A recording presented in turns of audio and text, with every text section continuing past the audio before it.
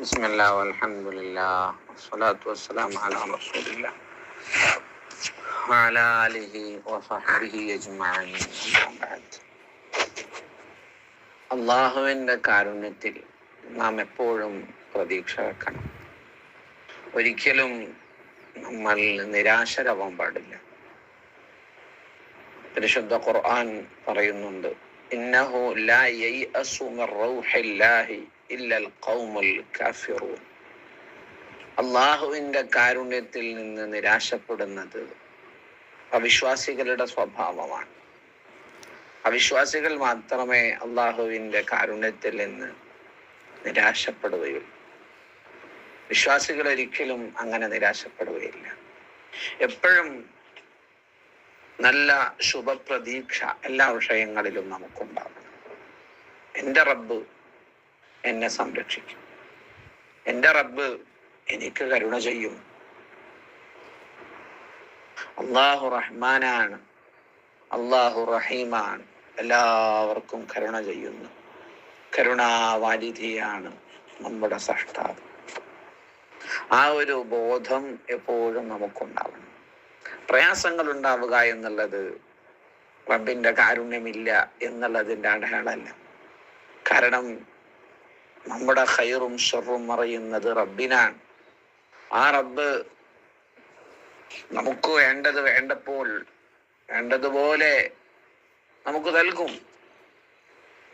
റബ്ബ് നമ്മോട് പറഞ്ഞതാണ്, വലനബ്ലുവന്നകും ബിശൈഇൻ മിനൽ ഖൗഫി വൽ ജൂഅ്.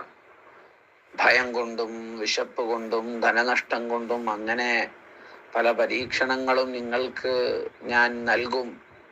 അപ്പോഴൊക്കെ നിങ്ങൾ ക്ഷമിക്കണം, സഹിക്കണം, എല്ലാം ഉൾക്കൊള്ളണം. പരീക്ഷണം എന്നുള്ളതൊരു ശിക്ഷയല്ല, അതൊരു ശുദ്ധീകരണമാണ്.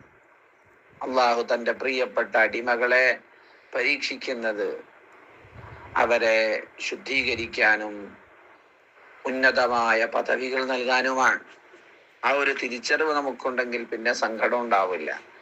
ഏത് പ്രയാസം ഉണ്ടാകുമ്പോഴും പിന്നീട് റബ്ബ് നമുക്ക് എളുപ്പം നൽകും. ഇന്ന മഅൽ ഉസ്രി യുസ്റാ. എല്ലാ പ്രയാസത്തോടൊപ്പവും ഒരു എളുപ്പമുണ്ട്.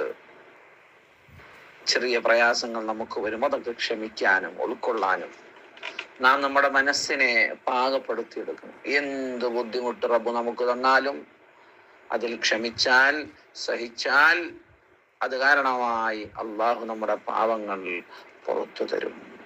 സുബ്ഹാന റബ്ബി ഇന്ന ഇളമൽ ജസാഇ മഅ ഇളമിൽ ബലാ. പരീക്ഷണം വലുതാകുമ്പോൾ പ്രതിഫലവും വലുതാവുകയാണ്. സുബ്ഹാനല്ലാഹ്. പ്രവാചകന്മാർ പരീക്ഷിക്കപ്പെട്ടവരാണ്. നൂഹ് നബി അലൈഹിസ്സലാമിനെ നമുക്കറിയില്ലേ, എത്ര വർഷങ്ങളാണ് അവർ ദഅവത്ത് നടത്തിയത്. വളരെ കുറഞ്ഞ അനുയായികൾ, ആരും അനുസരിക്കുന്നില്ല. സഹികെട്ടിട്ടുണ്ട്, വളരെ പ്രയാസപ്പെട്ടിട്ടുണ്ട് നൂഹ് നബി അലൈഹിസ്സലാം.